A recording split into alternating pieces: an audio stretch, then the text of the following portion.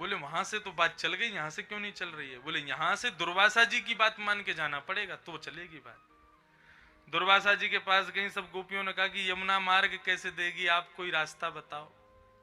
बोले उसमें रास्ते की क्या बात, यमुना से जाके कह दो दुर्वासा जी यदि केवल दूरवा ही खाते हो तो आप हमको मार्ग दे दो।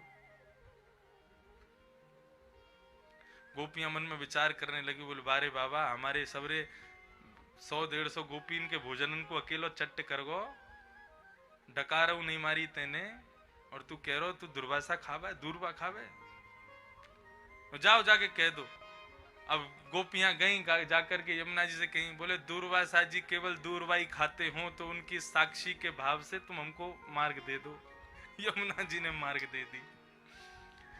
गोपियां पल्ली पार गई तो वहां पर ठाकुर जी खड़े थे, कहो कैसा रहा दर्शन तुम्हारे दुर्वासा जी का?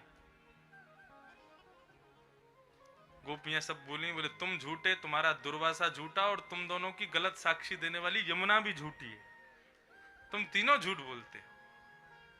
ऐसी छोटी छोटी लीलाएं ठाकुर जी ने की हैं ब्रज में। तो मैं किस भाव से कह रहा था, दुर्वासा जी बहुत खाते हैं। अब वो दुर्वासा जी अकेले भी नहीं, 1000 शिष्यों के संग में भोजन पाने आए किसी के घर पे, तो सोचो कितनी सामग्री बनानी पड़ेगी। युधिष्ठिर के तो हाथ पांव कांपने लगे, बोले कहीं ये भोजन करने नहीं आ रहे हो, क्योंकि घर में तो कुछ बचा नहीं है।